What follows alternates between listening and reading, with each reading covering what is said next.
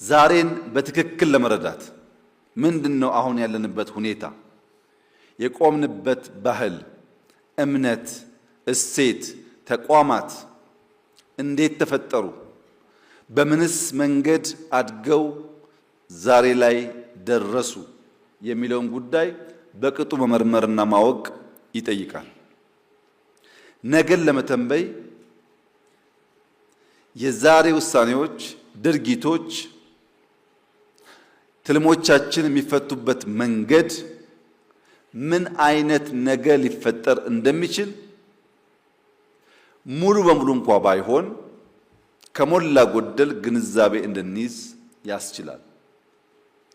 አብርሃም ሊንከን ስለ ወደፊት ጊዜ ሲጠየቅ the best way to predict your future is to create it ይላል።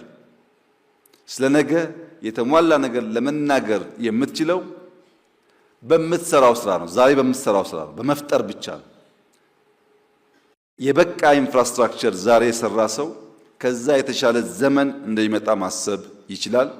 ዛሬ የተኛ ሰው ነገ የከፋ ጊዜ ለልጆቹ እንደሚያወርስ ካለ ብዙ አስረጅ ሊገነዘብ ይችላል።